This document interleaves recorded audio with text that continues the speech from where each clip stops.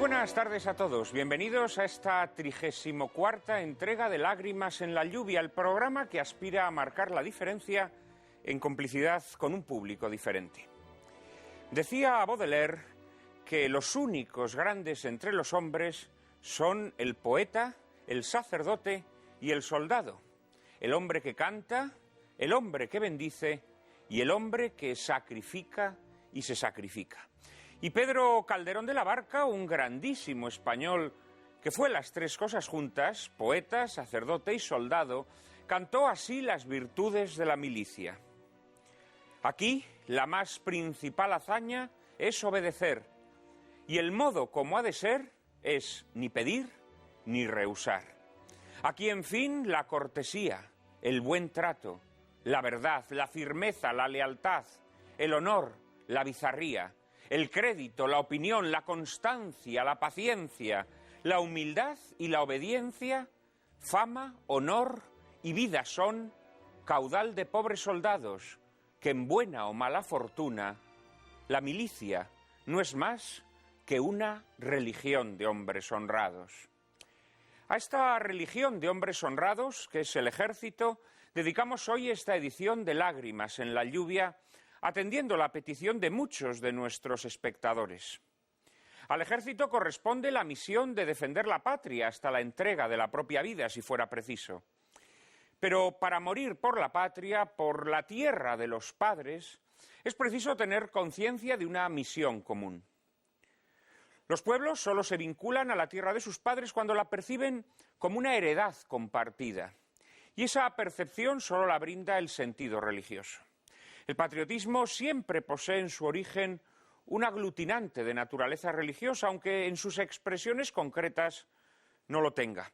Pero cuando ese aglutinante originario se adultera o esclerotiza, el patriotismo se torna cada vez más pomposo y vacío, más aspaventero y folclórico. Y cuando ese aglutinante se extirpa, el patriotismo deviene un sinsentido, porque nadie muere, salvo que lo obliguen o lo compren, defendiendo ordenanzas o directrices ministeriales. Desligar el amor a la patria de ese aglutinante religioso es tanto como cegar las fuentes o arrancar las raíces de ese amor, que inevitablemente termina agostándose hasta que finalmente muere y se pudre. Y a un militar al que le arrebatan ese aglutinante, ofrecer la vida en defensa de su patria termina tarde o temprano antojándosele algo excesivo. Así se puede llegar a constituir un ejército sin ideal, una burocracia sin otra misión que el cumplimiento de tal o cual ordenanza o directriz ministerial.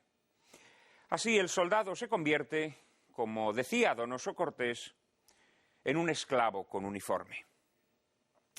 El ejército es el custodio de virtudes naturales como el patriotismo o el compañerismo que se hallan en el cimiento del cuerpo social. Cuando esas virtudes decaen, el ejército encuentra asiento difícilmente. Si está bien valorado en las encuestas, es porque la sensibilidad contemporánea niega la guerra. Y el pacifismo, al negar la guerra, en realidad está negando el secular esfuerzo humanizador para controlar y limitar la guerra. Y porque el ejército se ha convertido en un cuerpo de asistentes sociales que se reparte por los arrabales del Atlas. Tampoco la legislación está ayudando a dignificar al ejército. Antes, al contrario, está contribuyendo a su desfondamiento.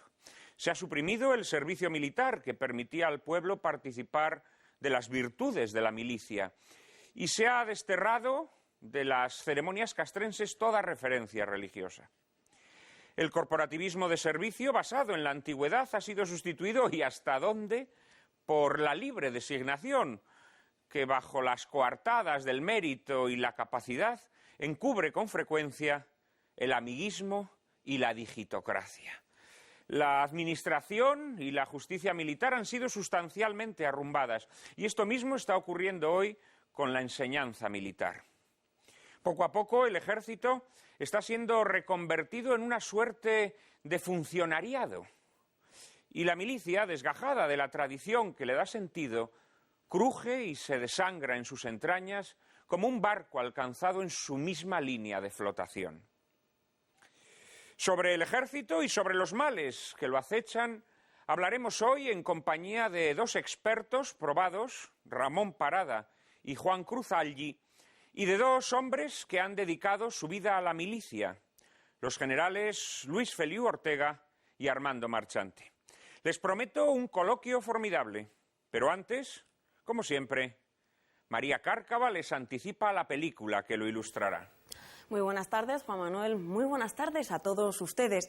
El film que veremos a continuación, Fort Apache, data de 1948 y lleva la firma de uno de los mejores directores de la historia del cine, el irlandés John Martin Finney, más conocido por todos como John Ford. Con Fort Apache, Ford inicia su trilogía sobre la caballería que completará posteriormente con La Legión Invencible y Río Grande.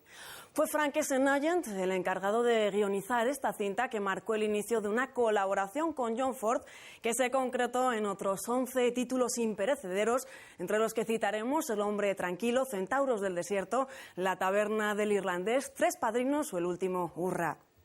Richard Hageman, con quien Ford trabajó en 7 ocasiones, fue el encargado de musicalizar la cinta. Hizo lo propio con la fotografía Archie J. Stout, quien había sido elegido por Ford en otras tantas. Como pueden ver, Ford estableció con sus colaboradores una suerte de familia, algunos de cuyos miembros capitales encontraremos en el reparto de Fort Apache. En 12 ocasiones contó Ford con la presencia de Henry Fonda, que en este film interpreta al estricto y áspero coronel Owen Thursday, trasunto del general Custer y padre en la ficción de la bella y cándida Filadelfia, a quien da vida Shirley Temple. De pretendiente de Shirley Temple hará el debutante John Agar, su marido, por cierto, en la vida real, que interpreta al teniente recién salido de la Academia Militar Michael Shannon O'Rourke, hijo del sargento Michael O'Rourke, a quien da vida el más habitual de los actores de Ford y su amigo íntimo, el rocoso Ward Bond.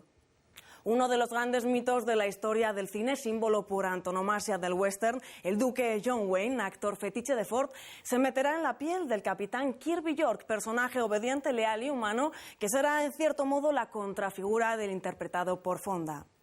Decía el actor James Stewart: junten todo lo que hayan oído en sus vidas, multiplíquenlo por 100 y seguirán sin tener una idea de quién era John Ford.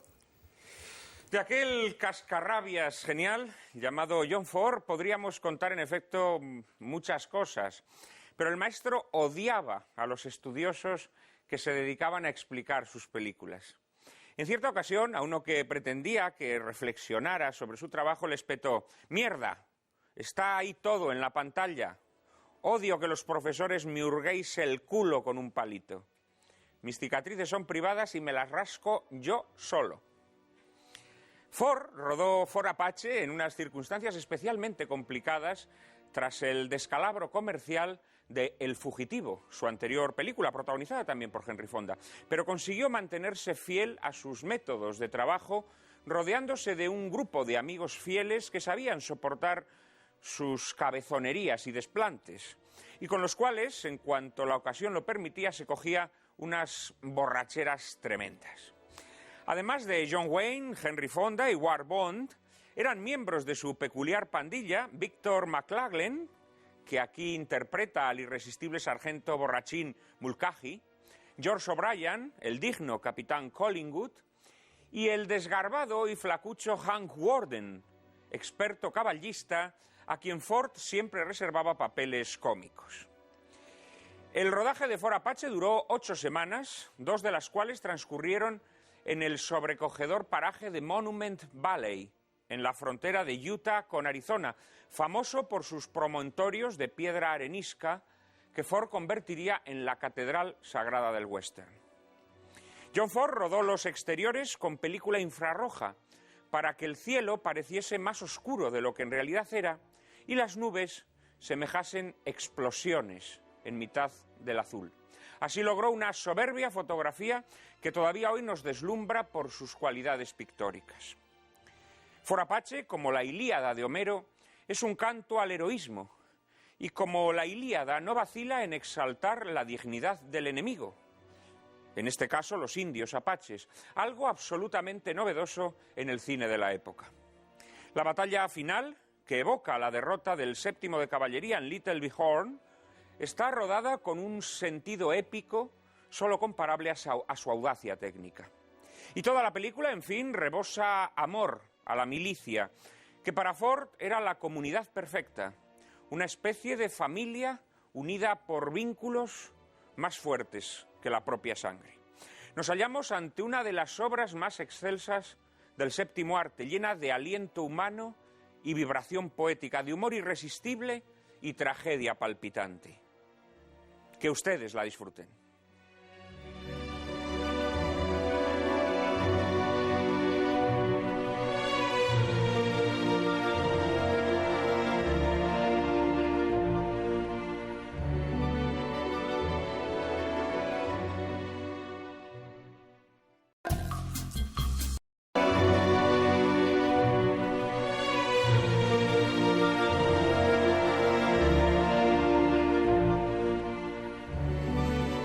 Muy buenas tardes otra vez.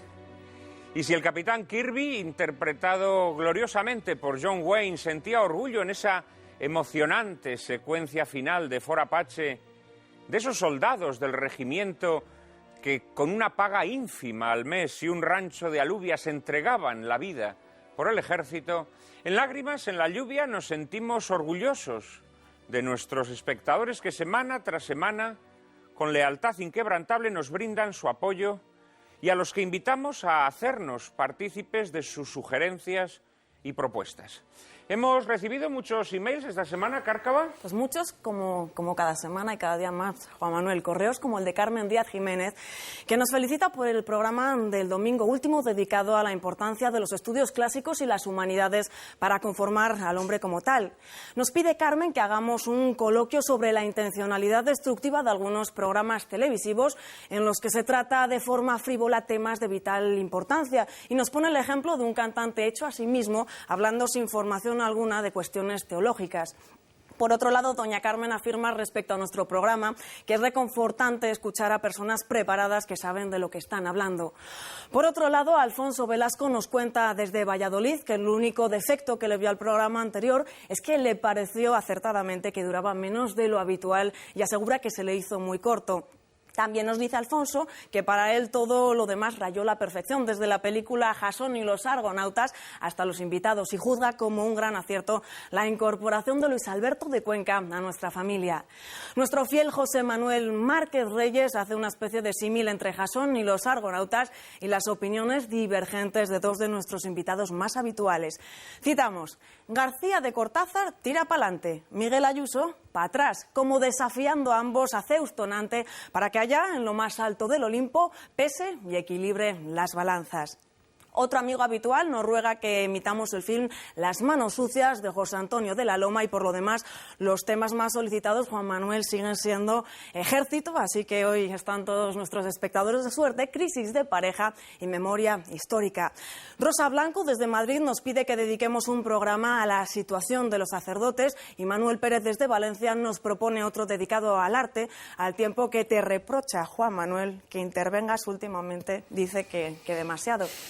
Ya saben que pueden enviarnos sus opiniones y sugerencias a la siguiente dirección de correo electrónico: lágrimas@intereconomia.tv. Repetimos, lágrimas@intereconomia.tv. A todas esas peticiones de nuestros espectadores trataremos de responder, trataremos de satisfacer en cuanto nos sea posible. Me reprochan que en algunas ocasiones intervengo demasiado en el debate. Pero consideren ustedes que este es un programa de autor, no soy un mero moderador. Y por lo tanto, allá donde yo considere que mi opinión es importante para dejar clara y establecida cuál es la línea de este programa, intervendré siempre que lo juzgue necesario. No obstante, y haciendo caso a nuestro seguidor, procuraré no ser en exceso intervencionista. Desde luego esta tarde seguramente que no lo seré, porque estamos hoy aquí en esta 34ª edición ya de Lágrimas en la lluvia, acompañados por un cuarteto de excepción que paso inmediatamente a presentarles. En primer lugar, está con nosotros esta tarde Juan Cruz Alli. Es profesor titular de Derecho Administrativo en la UNED, investigador del Centro Superior de Estudios de la Defensa Nacional, profesor en la Universidad Pública de Navarra y en la Universidad de las Américas, en Puebla, México, e investigador visitante en la Universidad de Nueva York, entre otras. Entre sus obras merecen destacarse Fundaciones y Derecho Administrativo, así como este volumen que tengo entre mis manos, La profesión militar y El soldado profesional. Juan Cruz, muy buenas tardes. Buenas tardes. Muchísimas gracias por acompañarnos hoy. Nada, encantado. También está con nosotros Armando Marchante. Es general de Brigada de Artillería, diplomado de Estado Mayor y licenciado en Derecho. Ha ocupado diversos destinos, entre otros, en el Estado Mayor del Ejército, en la Embajada de España en Roma, en la Escuela de Aplicación y Tiro de Artillería o en la Capitanía General de Canarias. Ha sido además profesor principal de táctica en la Escuela de Estado Mayor, jefe del Regimiento de Artillería de Campaña número 18 de Murcia y general jefe de Artillería de la Primera Región Militar. Ha publicado diversos ensayos en revistas como Ejército, Razón Española o Verbo, entre otras. Don Armando, muy buenas tardes. Muchas gracias. Gracias por aceptar nuestra invitación. Con mucho gusto. Y junto a don Armando Marchante está un compañero suyo, don Luis Feliu Ortega. Es teniente general del Ejército, procede del Arma de Ingenieros y es diplomado de Estado Mayor de los Ejércitos de España, Reino Unido y Estados Unidos. Ha ocupado diversos destinos, tanto de Estado Mayor como de mando de unidades, y tanto en España como en el extranjero. Fue segundo jefe de Estado Mayor del Ejército y jefe de la Fuerza de Maniobra del Ejército. En el extranjero fue segundo jefe de las fuerzas de la ONU en Bosnia y adjunto militar al consejero de Defensa y Seguridad de la Coalition Provisional Authority, con Lewis Paul Bremer en Irak. Muy buenas tardes. Muchísimas gracias también por su presencia esta tarde con nosotros. Muchas gracias. Y cierra este cuarteto don Ramón Parada, que ingresó en el Cuerpo Jurídico Militar y posteriormente en el Cuerpo de Administradores Civiles Superiores del Estado, prestando servicios en los Ministerios de Vivienda y Comercio. En el año 1970 ganó por oposición la cátedra de Derecho Administrativo de la Universidad de La Laguna, ocupando después la misma cátedra en las universidades de Valencia, Central de Barcelona y Complutense de Madrid, terminando su carrera universitaria en la Universidad Nacional de Educación a Distancia. Es doctor honoris causa por la Universidad Carlos III de Madrid y ha ejercido la abogacía en Barcelona y Madrid. Entre sus numerosos trabajos destacamos por su mayor relación con la temática que hoy nos ocupa, sindicatos y asociaciones de funcionarios públicos, y un manual de Derecho Administrativo en 3 tomos, cuyo tomo segundo trata de la organización y empleo público y que ha agotado ya 20 ediciones. Muy buenas tardes también, Ramón. Gracias. Bueno, no sé si participáis del entusiasmo que yo profeso a esta película que acabamos de ver, For Apache, que a mí me parece, vamos, la ponía antes, la comparaba con Homero, con la Ilíada, y a mí verdaderamente me parece uno de los más hermosos cantos de honor al ejército. No sé, Ramón, si te ha parecido lo mismo mientras la veías. Bueno, yo soy aficionado a la fotografía, me ha parecido una fotografía espléndida, de blanco y negro. Extraordinaria, ¿no? Extraordinaria fotografía. Pero ya lo demás, pues sí, es una gran película que en fin, nos hizo felices en su tiempo y hemos vuelto a recordar, ¿no? Algunas ahí son evidentes, algunas de las viejas tradiciones militares, de la cortesía, del compañerismo, en fin, de la alegría, de que hay también de la que se nutre esa profesión, y sobre todo, pues en fin, lo que más distingue a la profesión militar y la distinguirá siempre, que es el coraje y el valor, ¿no? Y la honestidad, ¿no? Realmente en tu presentación pues has recordado esos famosos versos de Quevedo y realmente... De Calderón. De Calderón. Y yo que he tenido la suerte de pasar por distintas profesiones y haber tocado también la militar, pues desde luego pienso que hoy día de las instituciones españolas y de los servidores públicos que sirven en el Estado español, desde luego con mucha diferencia lo mejor que tenemos son sin duda los militares. Eso lo dicen las encuestas, hay un afecto profundo hacia la profesión militar que está muy justificada, porque esas viejas virtudes, gracias a Dios, a pesar de las leyes que nos gobiernan y demás, sin embargo, siguen presentes y tenemos una magnífica oficialidad en los tres ejércitos y hoy no hay parangón posible con la administración civil o con la universitaria y no digamos con la judicial. Pero en fin, los españoles, gracias a Dios, son conscientes de esa realidad y siempre que pueden manifestar su opinión, los ponen por encima de todo.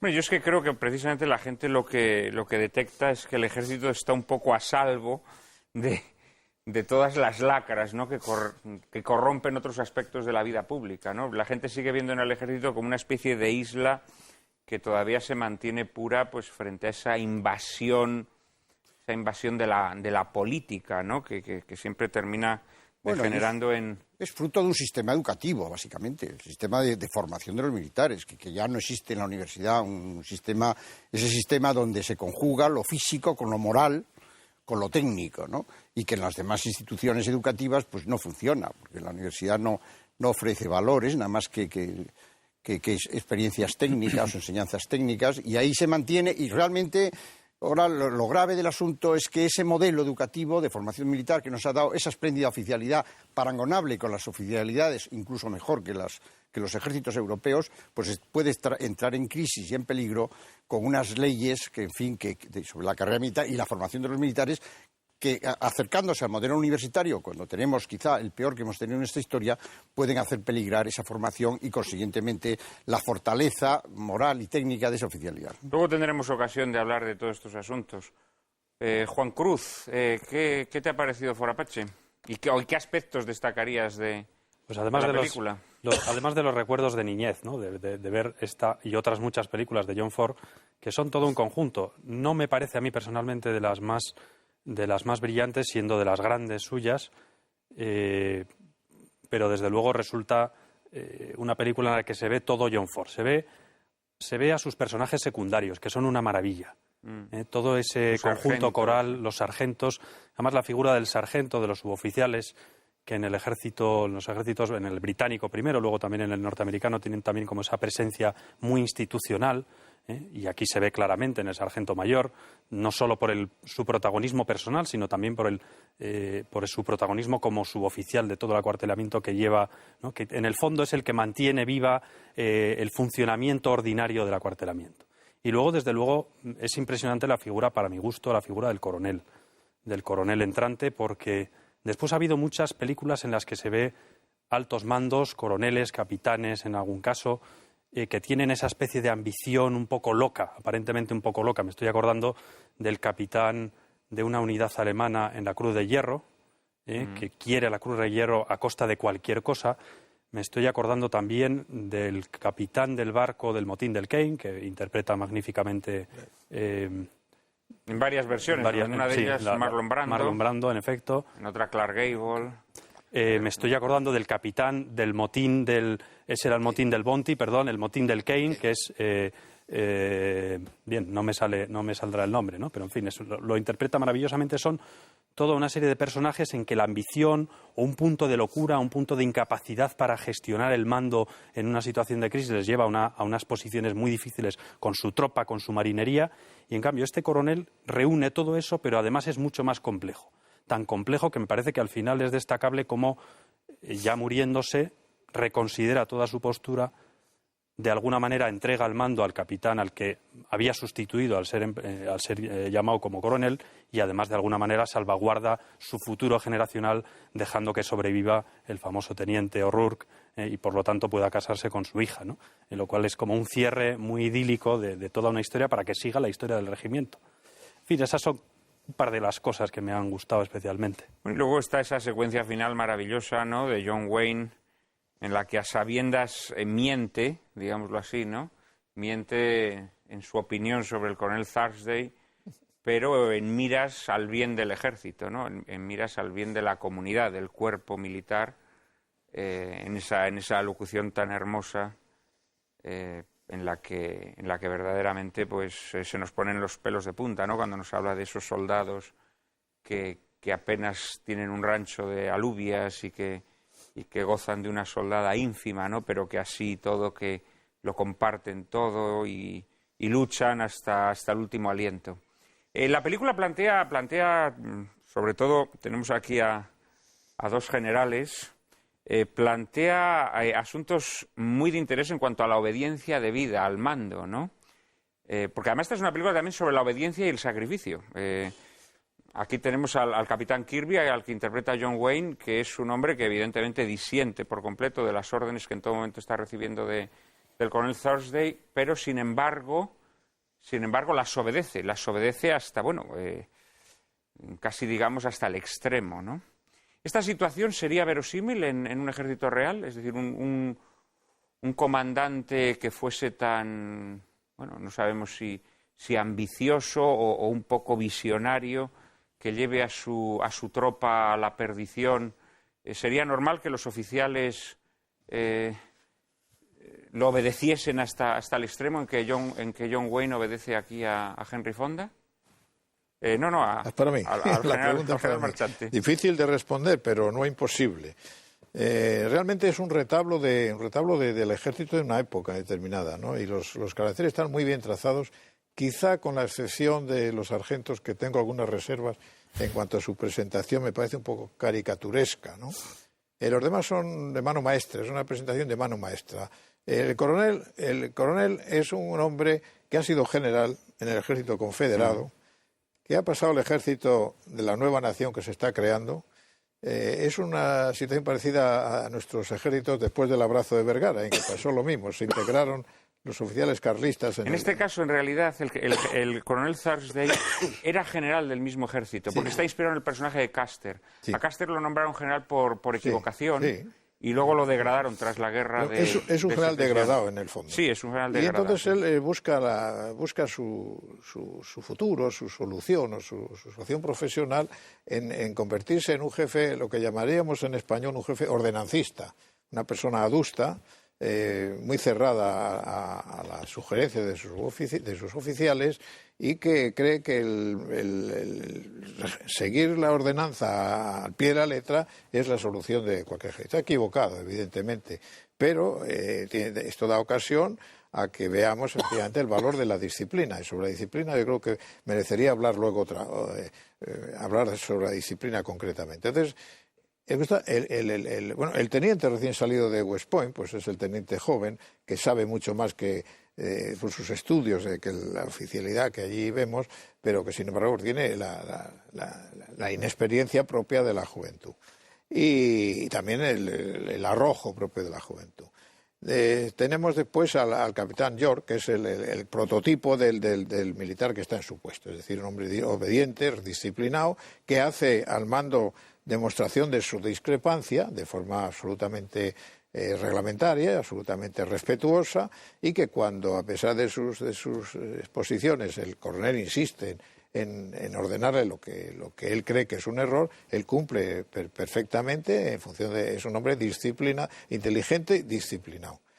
Y después el resto, pues como digo, los sargentos son un poco... Y después me gusta mucho el ambiente que da en esa pequeña unidad aislada de verdad, porque no tiene ni telégrafo, en que se mantiene esa cohesión militar y ese mantenimiento de la tradición, de las normas, de las ordenanzas, del respeto mutuo, sin mengua del cariño que se aprecia entre los propios componentes de ese regimiento, de esa unidad, y sus propias familias que están conviviendo. Me recordaba un poco también la vida que, como yo la he conocido de niño, en un cuartel de la Guardia Civil, en el cual había una situación muy parecida. Entonces, a mí la película, como retrato de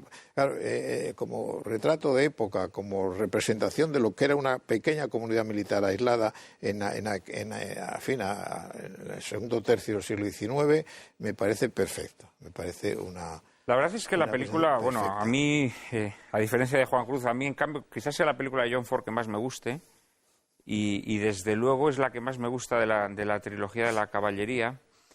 Me gusta mucho la piedad con la que mira a sus personajes, los defectos de sus personajes. A mí me gustan esos sargentos borrachines, esos sargentos que en la instrucción pues cometen todo tipo de abusos, digamos, ¿no?, con los reclutas. Me gusta mucho el ambiente familiar, lo ha mencionado mi general, ¿no? Esa concordia que rige entre los suboficiales, esos bailes que se organizan. Es todo de una gran belleza humana.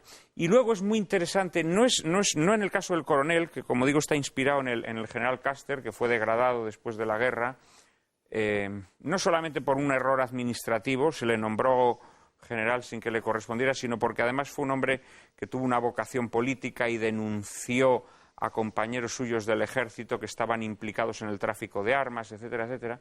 Sino que hay muchos, mismamente el sargento O'Rourke, el padre del teniente, efectivamente había sido un oficial en el ejército del sur, y a la conclusión de la guerra muchos de ellos se han tenido que incorporar al ejército vencedor, han sido asimilados por el ejército vencedor, pero con un grado, con una graduación inferior. Y esto también es bonito, ¿no? Es decir, esa mirada sobre una guerra civil en la que las heridas están cerradas, ¿no? Y en la que, de alguna manera, el espíritu castrense, el espíritu militar es más fuerte que los odios que haya generado esa guerra, ¿no?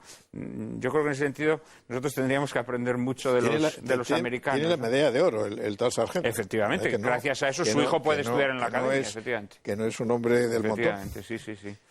Y cerramos esta primera ronda con el teniente general Feliu. ¿Qué le ha parecido la película? Bueno, a mí la verdad es que me ha gustado y también me ha recordado los tiempos de niño en los que cuando llegaba la caballería del ejército de Estados Unidos aplaudíamos todos los niños y gritábamos bien cuando ganaban a los indios, que no es este el caso exactamente, pero bueno, me recordaba esos tiempos. En cuanto a la película, pues se ha dicho ya casi todo, pero a mí me gustaría incidir en algo que ha dicho el general Marchante, que es la vida dentro de un fuerte. Bueno, yo he tenido ocasión y el privilegio de estar destinado para un curso, estuvimos varias semanas en Fort Huachuca, en Estados Unidos, y todavía, salvando las distancias, por supuesto, del tiempo que ha pasado, pero todavía es un poco así. Y yo quería resaltar el papel que tienen las familias de los militares y que ahí están muy bien retratadas. Por ejemplo, hay que ver el apoyo que prestan a sus maridos y a sus familiares. El momento en que la esposa del capitán Collingwood recibe el nombramiento para West Point, que es lo que él ha estado esperando, y que hubiera podido quizá, bueno, claro, es una película, pero bueno, hubiera podido quizá pues evitarle el que fuera a la misión y dice no, mi marido no haría esto ni lo permitiría, de modo que lo haremos a la vuelta. Eso es muy interesante. También es muy importante el papel de las mujeres cuando llega el coronel Thursday con su hija, cómo las demás mujeres le ayudan a arreglar y a preparar la casa. Eso sigue existiendo todavía, afortunadamente, en el ejército de Estados Unidos. Después hay una serie... ¿Y en España? Algo menos. Es que, no, verás, es que algo menos porque en España no hemos tenido, quitando la parte de la Guardia Civil que yo no conozco, pero no existe la misma convivencia, es decir, no existen esos fuertes aislados, ni existen esas guarniciones aisladas del resto, y por lo tanto no se da tanto el caso, aunque sí lo hay, y sobre todo cuando hay pues gente que vive en casas militares, que ya van quedando pocas, pero bueno, que todavía pues sí se ayudan efectivamente, todavía en este sentido. Luego creo que se ha dicho casi todo, pero voy a volver otra vez a la parte final que a mí también me ha encantado, la del capitán York cuando miente decididamente a la prensa, pero porque para él es mucho más importante el salvaguardar el honor del regimiento ante todo. Creo que eso es muy importante y es lo contrario a lo que Cruz Alley nos ha dicho sobre el motín del Kane. Recuerdas que, no vamos a contar ahora la película, pero ahí ocurre lo contrario, se sublevan contra el jefe y recuerdas al final que dice, efectivamente hemos hecho justicia y tal, pero no hemos hecho ningún favor a la Marina de los Estados Unidos.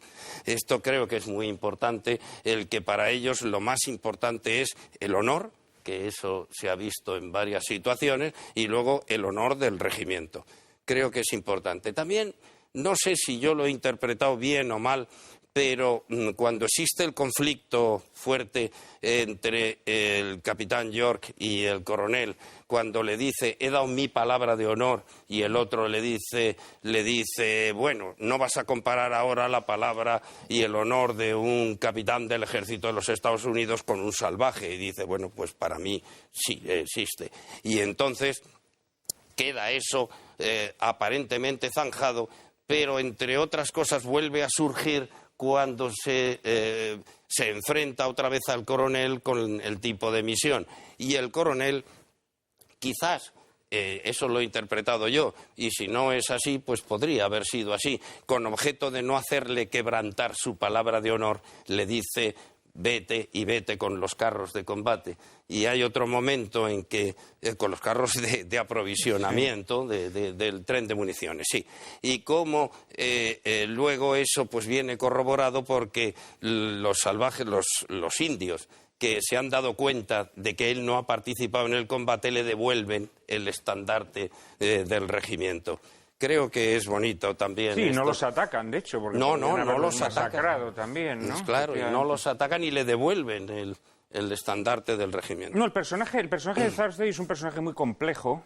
Es un personaje muy complejo. Es verdad que tiene rasgos siniestros, pero también tiene rasgos de dignidad. Es decir, es uno de estos malos, pero no villanos. Es decir, es un malo en el que ves un fondo de nobleza también.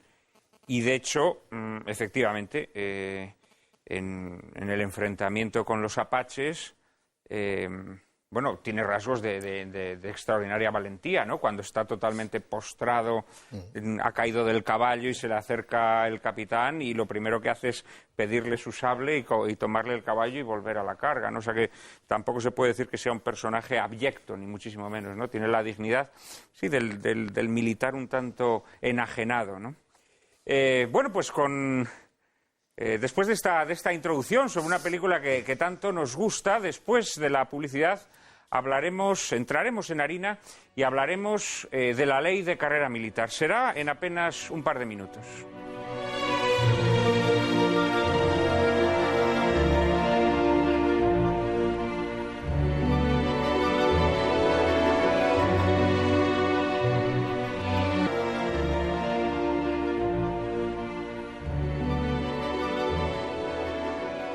A todos nos inquieta la situación del ejército y máxime cuando constantemente leemos en la prensa que entran en vigor leyes que afectan a la formación, a la promoción de los militares, que provocan descontentos dentro de la carrera militar y que, bueno, a todos nos llenan de zozobra. María Cárcava nos introduce en el asunto. La Ley 39/2007 de 19 de noviembre de la carrera militar ha cosechado desde su aprobación multitud de críticas, recursos y manifestaciones que reflejan de forma cristalina el malestar que ha generado entre muchos militares. Un auto de la Sala Contencioso-Administrativa de la Audiencia Nacional detectaba en marzo del pasado año indicios de inconstitucionalidad en dicha ley que podría vulnerar el artículo 103.3 de la Carta Magna, donde se reconocen los principios de mérito y capacidad. Antes de que esta ley entrase en vigor existían dos escalas diferenciadas de oficiales.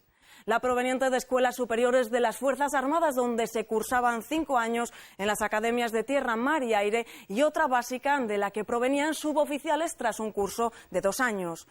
La ley de la carrera militar contempla la integración mediante un breve curso de adaptación de la escala superior de oficiales y la de oficiales en una única escala, lo que ha generado profundo malestar en ámbitos castrenses. Pero a estos puntos nebulosos habría que añadir algunos otros que emborronan aún más el panorama, especialmente en lo relativo a la formación y promoción de los militares, tales como la desnaturalización de la enseñanza militar, la adscripción de las academias militares a universidades sujetas al Plan de Bolonia y un nuevo sistema de evaluaciones y ascensos para suboficiales y oficiales que elimina el tradicional criterio de antigüedad, sustituyéndolo por un criterio de elección que, a juicio de muchos, contribuye a erosionar el compañerismo propio de la milicia. Seguro que nuestros invitados puntualizarán, explicarán y analizarán satisfactoriamente la problemática que acabamos de plantear y podrán juzgar, en definitiva, los efectos benéficos o perniciosos de esta ley de la carrera militar.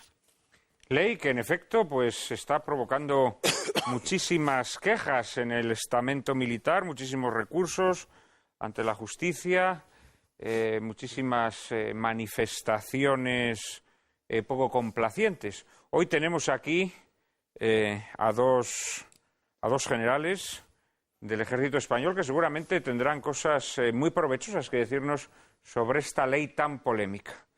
El teniente general Feliu, ¿qué le parece esta ley de la carrera militar? Bueno, en primer lugar, una cosa es la ley en sí, el articulado de la ley, y otra cosa son las disposiciones transitorias, que son las que han causado verdaderamente el problema, como suele ocurrir en casi todos los casos y donde se cometen posiblemente injusticias. Porque la ley, bueno, tiene su parte buena y su parte mala. En cuanto a la ley en sí, en primer lugar, lo que no estamos muy de acuerdo, y me parece que ya se ha anunciado aquí antes, es que el producto que producían o que sacaban nuestras academias militares era magnífico.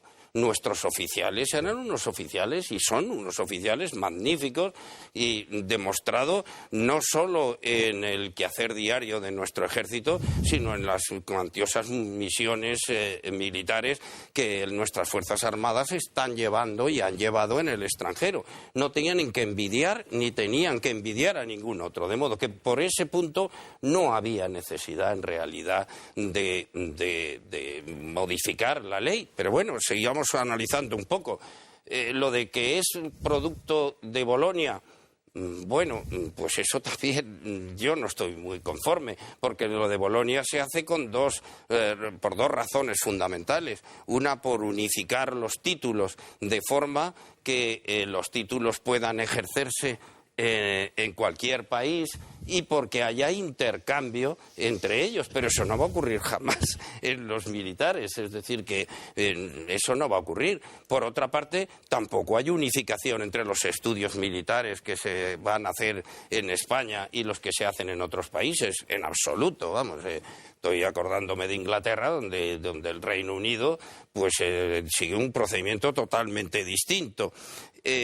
Tampoco se logra verdaderamente eso que se está diciendo de integración en el mundo o con el mundo universitario, porque eso se lograría si, como hacen los ingleses, los militares estudiaran en universidades civiles, pero si siguen estudiando en una academia, pues no hay esa integración con los estudiantes civiles. Pero, en fin, yo creo que lo más importante aquí es preguntarnos qué es lo que queremos que sean los nuevos oficiales, qué es lo que necesitan. Que quizá haya que reforzar, y eso es lo que también esta ley intenta, los conocimientos científicos, es decir, no militares puramente de los militares, pues sí, yo en eso estoy completamente de acuerdo. Es decir, para enseñar matemáticas, quien tiene que enseñarlo es un profesor de matemáticas de una universidad. Para enseñar física, pues efectivamente un profesor de física y no necesariamente y casi pero, por ejemplo, seguro. un ingeniero del ejército recibió una mala formación en las academias. Bueno, vamos a ver. No sé a qué te refieres con un ingeniero del ejército. Vamos a ver, los ingenieros politécnicos sí estaban recibiendo una formación adecuada y esa pues no está cambiando. Y en cuanto, si lo que te refieres es no a un ingeniero militar, sino a un militar de ingenieros, es decir, del arma de ingenieros, pues ahí sí que tengo que decir que esta ley pues no solo no ha satisfecho ni creo que vaya a mejorar, sino que al revés pues va a causar ciertos problemas. Porque, por ejemplo, en el arma de ingenieros tenemos dos especialidades, zapadores o ingenieros y transmisiones, telecomunicaciones. Lo más parecido a eso, que ya se estaba haciendo, son las asignaturas de la Escuela Superior de Ingenieros de Caminos y de Ingenieros de Telecomunicación. Ahora pues los van a hacer ingenieros de organización industrial, que no es lo que creo yo que necesita exactamente el ejército.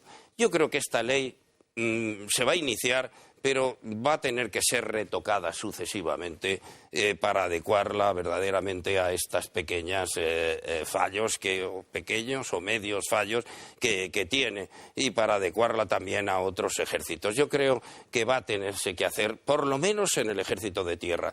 Creo que en la Armada y en el Ejército del Aire no tienen tantos problemas como estamos teniendo en el Ejército de Tierra. Pero en el Ejército de Tierra yo creo que eso de hacer a todas las especialidades una sola carrera de ingeniero industrial o de organización industrial, pues no creo que sea lo más adecuado. Y por otra parte, le va a fallar siempre un poco el estudio de humanidades, porque no olvidemos de que, ante todo, ya sé que en la carrera de organización industrial también se da liderazgo y también se da la gestión de personal, pero es que para nosotros lo fundamental es el liderazgo y el mando de unidades.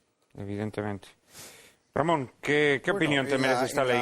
La llamada ley de la carrera militar, lo que es una nueva ley de formación de los militares, que yo estoy de acuerdo con el general, que tenemos unos magníficos oficiales, teníamos unas academias militares magníficas. Yo, he sido universitario 40 años, pero he tenido el honor y el gusto de pasar por la Academia General Militar de Zaragoza.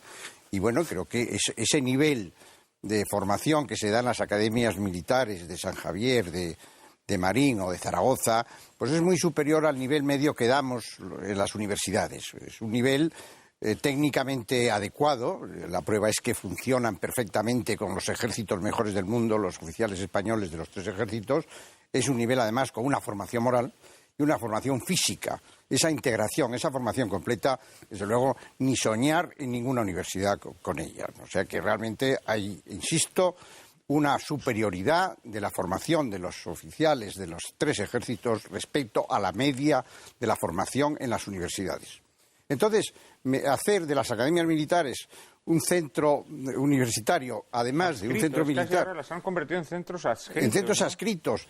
Centros adscritos ridículos algunos. Por ejemplo, a la Guardia Civil con la Universidad Carlos III, de la que tengo el honor de ser doctor honoris causa. Pues bien, entre el convenio he leído que una de las condiciones que se pone en el convenio que firma el Ministerio del Interior con la Universidad Carlos III es nada menos que el coronel director de la Academia de Aranjuez, de oficiales de la Guardia Civil, que tenga por lo menos el título de doctor para que no sea menospreciado en la universidad. Bueno, esto es una injuria que ya se pone en un convenio, por ejemplo, ¿no? Y les van a dar el título a los guardias civiles de ingeniero de sistemas. ¿Pero por qué tenemos que dar títulos universitarios a los oficiales de los ejércitos? Si ellos quieren ser oficiales de infantería, quieren ser marinos, y si hay que buscar algún título para algunos, por ejemplo los marinos, podrían ser de la Marina Mercante y habilitarles para ser comandantes de Marina de los puertos o capitanes de puertos, o los pilotos ya tienen el título de pilotos. ¿Por qué tienen que ser ingenieros de no sé qué?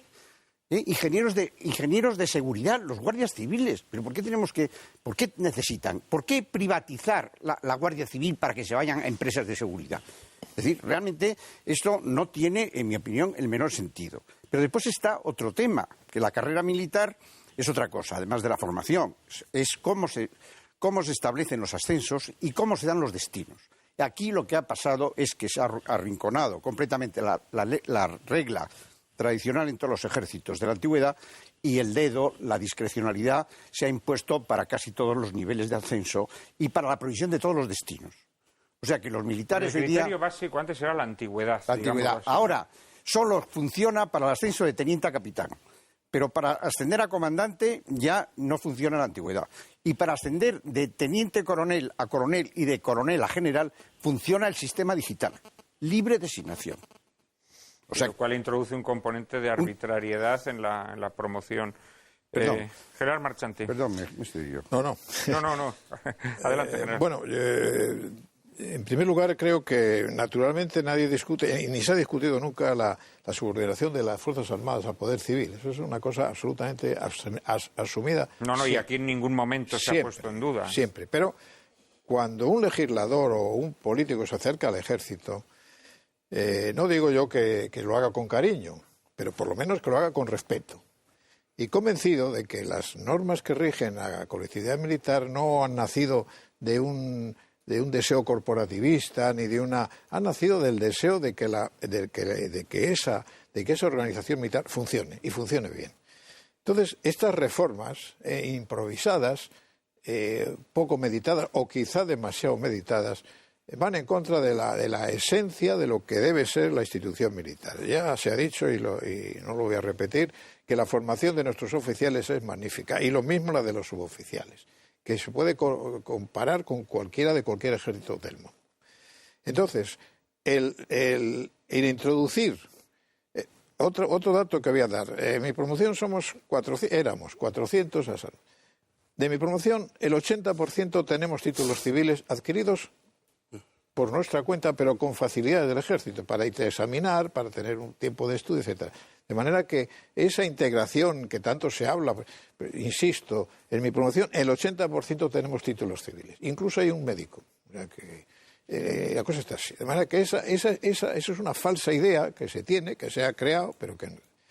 ¿Necesitan los militares mejorar su formación? Por supuesto que sí. ¿Necesitan tener un título civil? Idea, además, que tiene otra segunda derivada. Es decir, se piensa que va a haber una selección enorme, se van a frenar los ascensos a partir del comandante, y va a haber unas personas que no van a ascender, saben ya que no van a ascender, yo sé de algún caso, y que era informático, he sido informática, naturalmente. Entonces, parece ser que lo que se pretende es que estos oficiales que no van a ascender a partir del comandante, pues tengan una salida en la vida civil.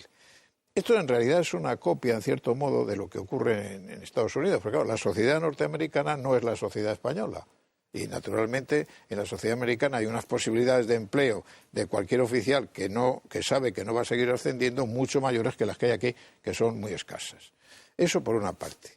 Introducir un centro universitario dentro de la Academia General de Zaragoza, pues es una cosa que chirría.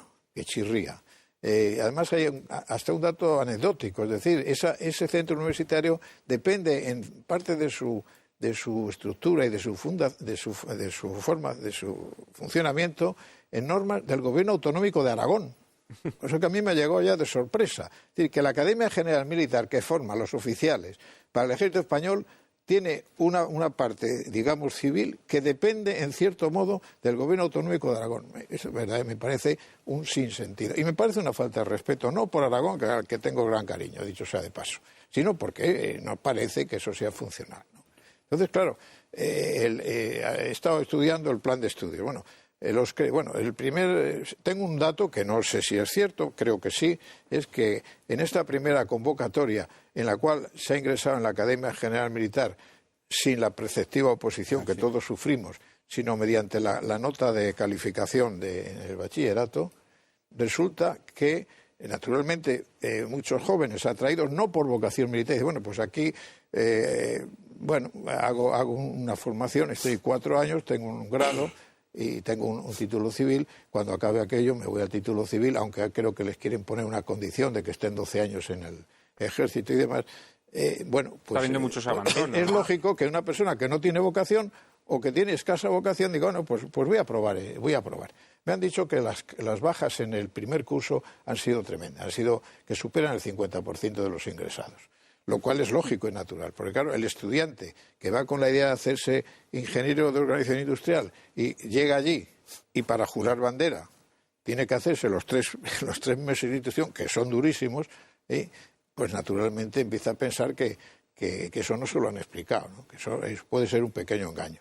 Y entonces, naturalmente, no es capaz de seguir la vida en la academia, que es muy dura. En mi tiempo será más dura, porque no tenía las comodidades que tienen ahora, pero es una vida con todas las comodidades que se quiere decir, muy dura. De manera que creo que es una cosa poco pensada. Dice, no, es que una de las cosas positivas, no, es que con eso se rebaja en un año la edad media del teniente que sale de la academia. Bueno, se rebaja un año porque usted ha quitado el año que teníamos, un año que a veces eran 2, prepararnos en la oposición para... Claro, si yo quito la oposición, evidentemente rejuvenezco un año la edad de los jóvenes tenientes que van a salir. Porque claro, este sistema parece un poco atendible, ¿no?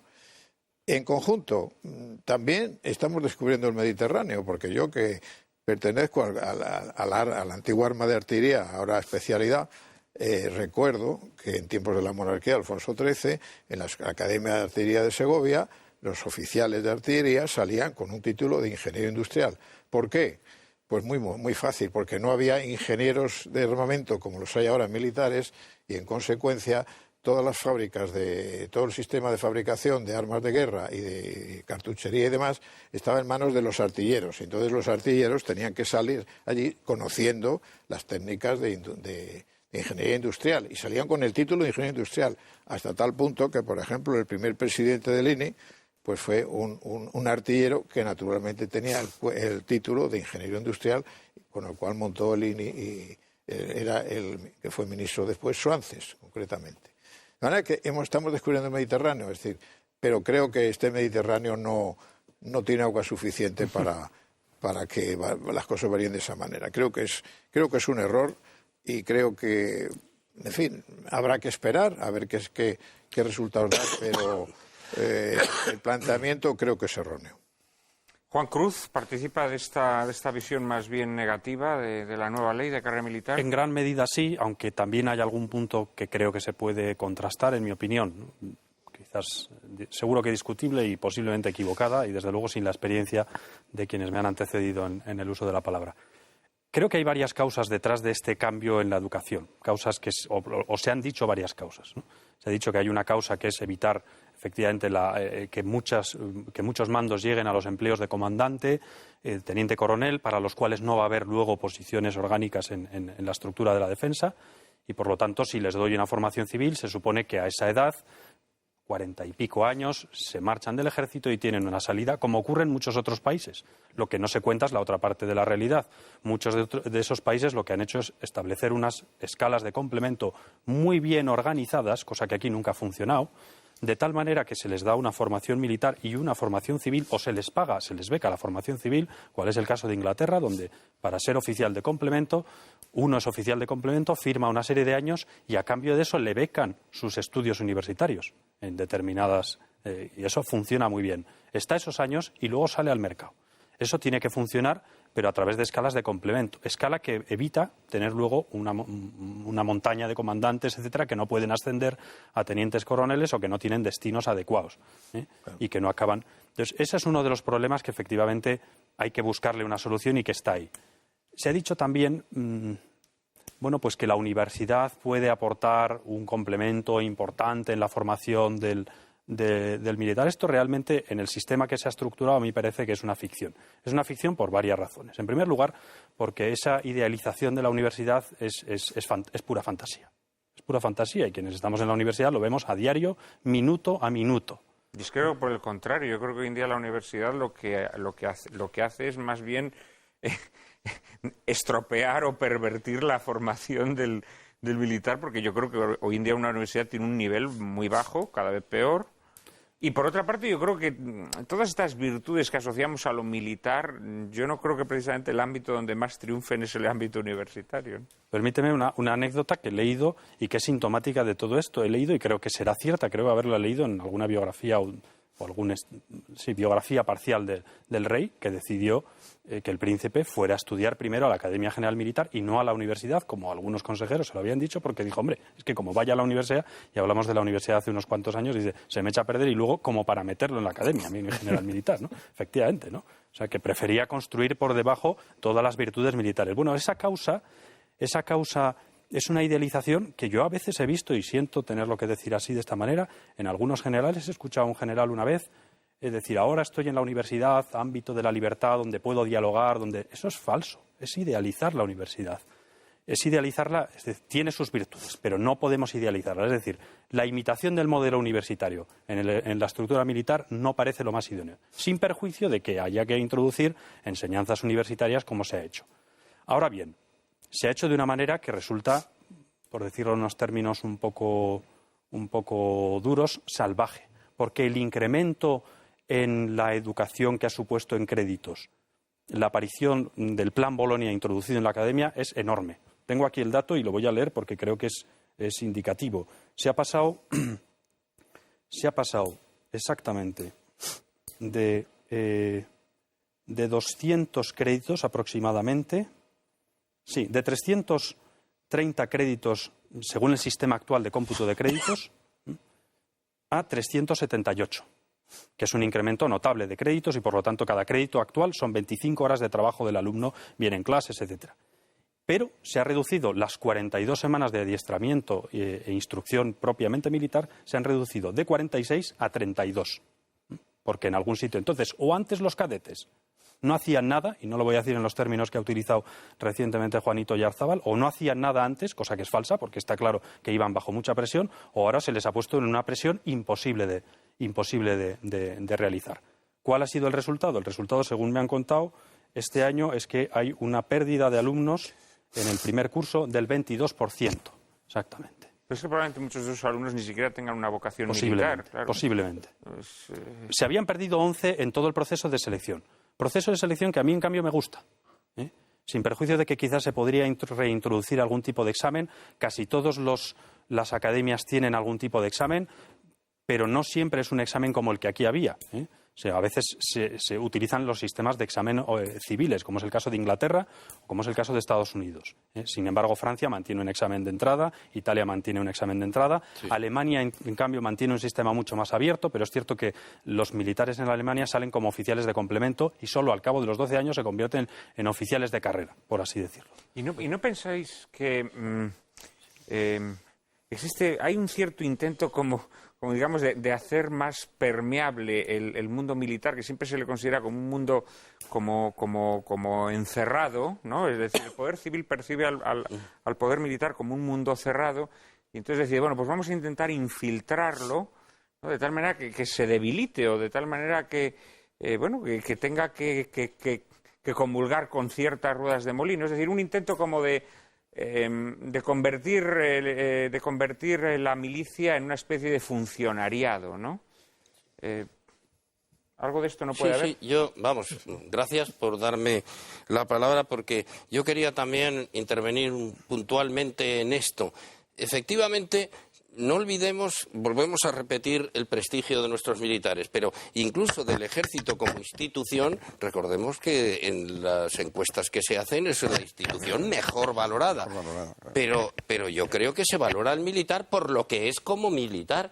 Es decir, yo, con todo respeto a los que habéis hecho carreras civiles, yo pienso que lo que hay que valorar al militar es por su eficacia en el cumplimiento de su función, no porque tenga además una carrera civil.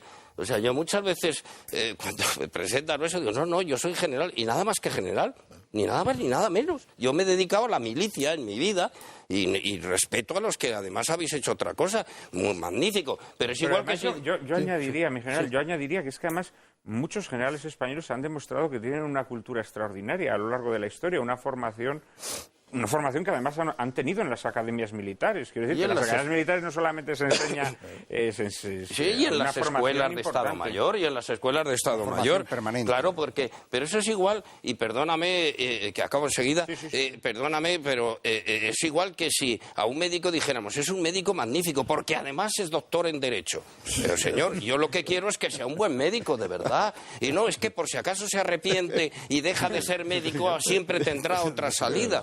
Pues es que, en fin, con todos los respetos, una vez más, pero no es eso. Y luego ya me dejas, ya que estoy en uso de la palabra, y te lo dejo enseguida, lo de la oposición estoy completamente de acuerdo, hasta tal punto que creo, no puedo asegurarlo, que creo que algún interventor dijo, cuidado con lo que estamos haciendo, porque para ser funcionario del Estado, por ley, hay que pasar una oposición, y por lo tanto no podemos dejar entrar a la carrera militar a gente que luego van a ser funcionarios del Estado sin una oposición. Entonces se han, valga la expresión, entre comillas, inventado esa especie de oposición en la que hay un reconocimiento médico, una prueba física y una prueba de idioma, una prueba de inglés, que es bastante deplorable, digámoslo así, por el nivel que tiene.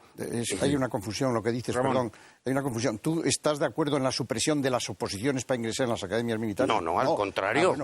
Al contrario. Claro, porque ese era un filtro que daba una preparación excepcional en matemáticas, en física, en química, en inglés. Lo que no sé si la mantendría igual. Y además, la nota de corte, hay que decir que es una falsedad.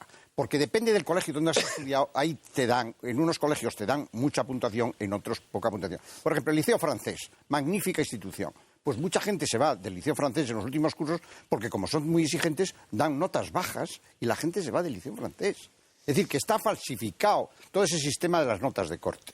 Mientras que la oposición era limpia igual para los oficiales de los 3 ejércitos, les exigía 1, 2 o 3 años de esfuerzo. Y eso lleva siglo y medio de experiencia. Y ahora, de pronto, pues la nota de corte, que es absolutamente infiable. La conclusión que se llevan nuestros espectadores, que me llevo yo mismo, es que en realidad lo que se está intentando es, de alguna manera, degradar el nivel que se le exige puede ser que sean tontos. Es decir, cabe que no sepan lo que hacen. Vamos a darles ese... Yo creo que siempre se sabe lo que se hace. Pobrecillos, no saben lo que hacen. Vamos a seguir discutiendo este asunto en un par de minutos después de la publicidad.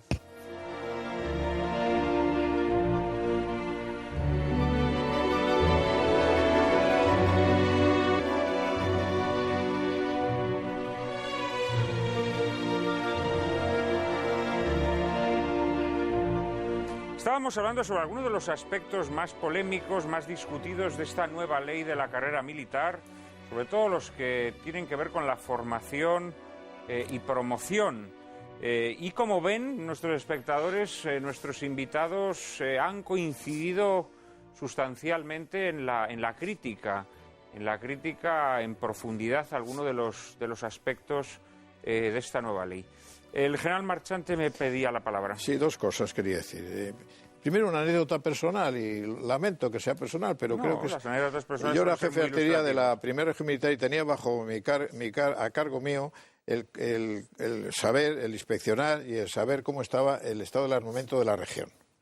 El estado del armamento de la región en aquel momento era el que era, y di cuenta al capitán general. El capitán general me dijo: hombre, ¿tú te has dado cuenta de lo que dices aquí? Digo, bueno, cuando firmo una cosa suelo darme cuenta. Es que va a venir el ministro. Pues que venga. Entonces el ministro le expliqué, más o menos, naturalmente no tenía ni idea de los problemas que allí había. Cosa lógica y natural en un ministro. Y entonces dice: bueno, mire, es que ustedes tienen... Esa expresión ha sido muy graciosa. Adelante. Ustedes tienen una mentalidad que usted no se da cuenta de que ustedes tienen que imbuirse de la idea de que ustedes son unos funcionarios como los demás. Y yo dije: bueno, mire usted, yo creo que no somos unos funcionarios como los demás, por mil motivos, pero entre otras cosas es lo que estamos viendo. Es decir, esta especialización de que yo le estoy explicando a usted el estado de armamento de la región, pues naturalmente un funcionario como los demás no lo hace.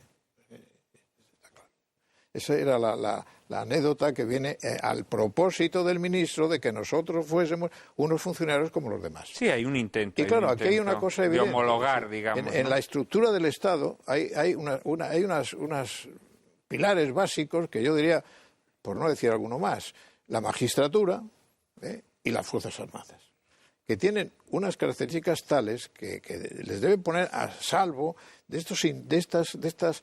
Una cosa es que las Fuerzas Armadas, por supuesto, obedezcan al poder político, faltaría más, y siempre lo han hecho en el fondo. Y otra cosa es el inmiscuirse en asuntos técnicos propios de esa especialidad. Igual que el ministro de Sanidad no puede obligar a los cirujanos a operar de un pulmón de tal o cual manera. Usted opere, y a usted, pues en el ejército es un poco de lo mismo, creo yo. Necesita un mínimo de autonomía funcional en las cosas que son propiamente de la función militar, no en lo demás, no en el empleo, no en la obediencia, no en la obediencia, por supuesto, al poder decir, no en seguir las directrices para la defensa nacional que dice el jefe del Estado o el gobierno o quien tenga que dictarlas. En eso en absoluto. Sí, está muy claro. Pero está clarísimo. Y ese intervencionismo también se hace patente en esta ley en lo que es la promoción, claro. La promoción militar, y también en esa integración de escalas, ¿no?, de la que nos hablaba María Cárcava. ¿Cómo veis esta sustitución del criterio de antigüedad por un criterio de elección que, claro, termina degenerando al final en digitocracia, ¿no? En dedazo, como se dice ahora, que es la palabra de moda. Teniente General Feliu, y luego...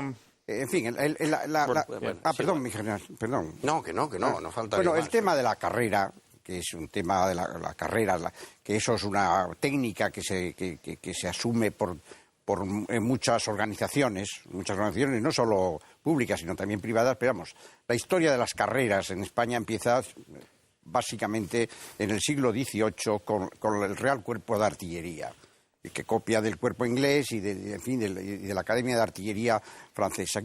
Aquí no existe realmente una estructura de carrera en los ejércitos hasta que no nace el cuerpo de artillería. Porque el cuerpo de artillería exige unos conocimientos de pólvora, de química, de esto. Necesitan saber matemáticas, física para calcular los tiros, etcétera. Esas armas de fuego sofisticadas llevan a que es necesario una formación de los oficiales tecnológicamente avanzada. Y se crea, me parece, mi general, me puedes corregir, el Real Cuerpo de Artillería en Inglaterra primero, que se entra por oposición, y son los casacas azules frente a los casacas rojas. En fin, hay la infantería, la caballería y después las casacas azules. Bueno, pues ese modelo de artillería se crea aquí, se crea allí, y después los que salen de esas academias, esos oficiales ya son oficiales para toda la vida, sujetos a una regla que es la regla de la antigüedad rigurosa, la famosa escala cerrada. La escala cerrada, de los artilleros y después de los ingenieros militares, frente a los de infantería y caballería, donde admiten los ascensos por méritos de guerra, por actos de valor extraordinario. Pero, en fin, los artilleros y los ingenieros, eso está en la historia de España, sublevaciones, etc., porque querían quitarles la escala cerrada. Los artilleros, cuando les daban, podrías tú contar mejor, mi general. Sí, lo podía. Pero cuando les daban el título de teniente de artillería en la Academia de Segovia, iban al coronel del régimen, al coronel de la Academia y reclamaban el libro de honor de la Academia. Y en el libro de honor de la Academia prometían y juraban por su honor que nunca se saltarían en la carrera a ningún compañero cuando les promocionaran por méritos extraordinarios de valor o de lo que fuera, que jamás se saltarían a un compañero. Bueno, esa rigidez de la escala cerrada está no solo en los cuerpos de ingenieros y artillería, sino que lo copian todos los cuerpos de funcionarios civiles en el siglo XIX. Esa regla de las escalas cerradas está en el cuerpo de abogados del Estado, en los cuerpos de ingenieros, los cuerpos de ingenieros de montes, los cuerpos de ingenieros de obras públicas, todos copian ese modelo militar. Hay categorías como los militares, hasta tienen uniformes, etcétera. Ese modelo atraviesa la creación. Además es un modelo que favorece la cohesión del cuerpo y el compañerismo. El compañerismo. Porque no va a haber zancadillas, no va a haber... Exactamente, porque además es una regla de oro en todos los ejércitos del mundo, que la sucesión en el mando se puede dar en circunstancias extraordinarias, siempre se sabe a qué atenerse, el más antiguo, punto, ¿no? Eso es una regla de oro en el combate, en todas partes, en los ejércitos. O sea que la regla de antigüedad es sagrada. Bueno, pues se lee uno la ley de la reforma militar y la pone de vuelta y media. Es decir, que casi hay que arrinconar la regla de la antigüedad. O sea, una regla que sigue funcionando en todos los ejércitos del mundo. Y la dejan reducida a la mínima expresión, en virtud de esas nuevas técnicas, de los ascensos por clasificación, los ascensos por libre designación, y después hay otras cosas que yo no entiendo, porque también se habla de los ascensos por concurso y concurso-oposición. También, yo no sé en qué consiste eso, ¿me podréis aclarar? ¿Qué consiste eso? Bueno, el concurso se supone que es por méritos, ¿no? Sí, pero, bueno, claro, pero méritos... Al final yo creo que es una puerta abierta al amiguismo, ¿no? Es decir, al amiguismo, a las facciones, este es amigo de tal, este es amigo cual... mi general. Yo estoy completamente de acuerdo, efectivamente, en los cuerpos facultativos, como se decía entonces, que eran el cuerpo de artillería y el cuerpo de ingenieros, existía eso. Pero yo lo que me quería poner sobre la mesa ahora es que, efectivamente, yo creo que es bueno el proceso continuo de evaluación y el proceso continuo de formación. Es decir, si aquí de lo que se tratara era de que efectivamente, no como antes, que parecía que con la salida de la academia de teniente ya tenía uno garantizado sin hacer nada más llegar a coronel, claro, eso no es totalmente bueno. ¿Por qué? Pues porque además hoy en día la técnica evoluciona a una velocidad mucho mayor que antes y con solo los conocimientos no se puede garantizar que se puedan ocupar los distintos puestos. Eso está bien. Por otra parte, también estamos de acuerdo en que conviene ir haciendo evaluaciones sucesivas. Pero esas evaluaciones sucesivas estaban ya muy bien previstas con la evaluación negativa. Es decir, todo aquel que no pase unos determinados condicionantes se va quedando atrás.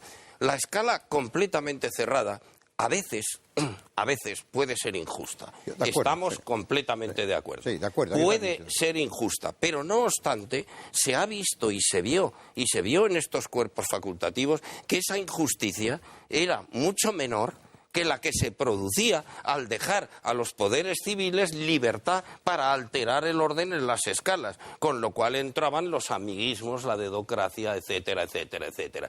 Y por eso, efectivamente, también fue luego Primo de Rivera el que suprimió completamente los ascensos por méritos de guerras de esta forma, sin un determinado número de condiciones. Por cierto, y en artillería se le sublevó porque permanecían... Perdóname, mi general, que te interrumpa, pero que el que restablece la antigüedad es Azaña en la República. Luego, sí, es o sea, el propio es Azaña el gran defensor de la antigüedad en los ejércitos. Eso es. Es decir, Primo de Rivera introduce unas ciertas modificaciones. Exacto. Y Azaña Se le es sublevan, el que se le subleva la artillería. claro. Y entonces es cuando restablece totalmente. Pues eso convierte en más paradójica una frase de nuestra ministra que dijo: este es el ejército que soñó Azaña. No, de soñar nada. Azaña lo vio. Juan Cruz, y terminamos con el general Marchante antes de que María nos presente el último bloque. Esto realmente se contextualiza en todo un panorama nacional, que es el temor a la oposición, es decir, el temor a los sistemas, si se quiere, más objetivos, también más objetivos de examen y de ingresar en la función pública civil y también la función pública militar. Y la progresiva impregnación de sistemas que podríamos llamar un poco anglosajones, de evaluación, de técnicas psicométricas para evaluar el perfil del candidato, etcétera. Cada vez que se han introducido sistemas de estos en este país, nos podemos echar a temblar. Eso debe funcionar muy bien en los países anglosajones, pero aquí realmente, como la justicia de un sistema de oposición por conocimientos, como la justicia de un sistema de antigüedad con modulaciones, como existía, porque realmente con las leyes 1789 y 1799 existía un sistema de antigüedad con modulaciones, quizás en determinados empleos había un sistema ya de elección pues, por la naturaleza del empleo, etcétera. Era más electivo quizás para los destinos, pero estaba más o menos engrasado y funcionaba más o menos bien. Quizás era necesario corregir algunas cosas, pero se ha pasado a un sistema completamente diferente, que suscita muchas dudas y sobre todo que se sitúa en este panorama general de miedo a la oposición, de miedo a la antigüedad y de miedo a los méritos objetivos, es decir, al cómputo. Usted, años de servicio, empleos que ha hecho, tiempo que ha empleado en esta evaluación que le han de los mandos por este asunto, cursos que ha realizado, porque la formación ya está muy metida en la carrera militar, mucho antes de lo metida que está en otras carreras civiles. En la formación militar existe desde hace mucho tiempo que para determinados empleos, para determinados puestos hace falta una formación muy rigurosa, que había que ir pasando, y si no se pasaba no se ascendía. O sea que todo eso funcionaba y ahora se ha hecho un cambio un poco revolucionario que nos pone en parámetros, en fin, muy complicados de atar, y peligrosos, me parece. Terminamos este bloque con sí, el general Marchante. Es que al hilo por acuerdo absoluto con el teniente general, yo quería recordar dos cosas. Bueno, primero, tengo que decir una frase que no quiero que sea lapidaria, pero creo que si alguien quiere dejar al ejército sin esencia, no tiene más que introducir en él los ascensos por libre elección. Porque eso liquida de golpe dos cosas fundamentales en el ejército, que son el compañerismo y la disciplina. Yo no puedo ser capitán mandando a un teniente si pienso que ese teniente va a ser comandante pasado mañana. Y yo voy a seguir siendo capitán. En realidad, pertenezco a un arma que sufrió dos disoluciones, no una, dos disoluciones en tiempos. Había sufrido otra en tiempos del rey Amadeo de Saboya, que por cierto fue don Emilio Castelar el que nos restituyó otra vez a la vida. Pero dos disoluciones en tiempos y fue precisamente por la negativa absoluta del cuerpo mediante ese juramento promesa que yo lo tengo hecho y lo he hecho en Segovia, en el libro que había entonces, supongo que ya habrá desaparecido, en el cual nos comprometíamos a no... Y lo único que se pedía era que se sustituyese el ascenso por una cruz que se llamaba la Cristina, en honor de la reina María Cristina.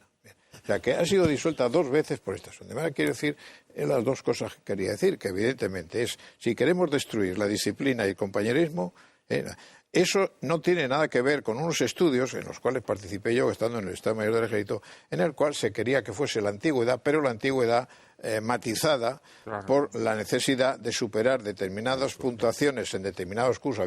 Había, y creo que lo sigue habiendo, un curso para ascender a jefe y otro curso para ascender a coronel. Y luego ya al generalato sí, eso ya por libre designación. Yo creo que al oficial hay que exigir una formación constante. Siempre, exactamente. O sea que eso siempre ha sido. Y nosotros estudiábamos y no se llegó a aprobar porque cambió el ministro, esas vicisitudes políticas que había y que sigue habiendo, y aprobar, endurecer el convertir los cursos que ya eran difíciles ya en una calificación en la cual quedasen excluidos los que evidentemente no demostrasen capacidad para ascender al empleo superior. Pero era una exclusión absolutamente fundamentada después de un curso de ascenso y con unos parámetros muy claros y muy concretos.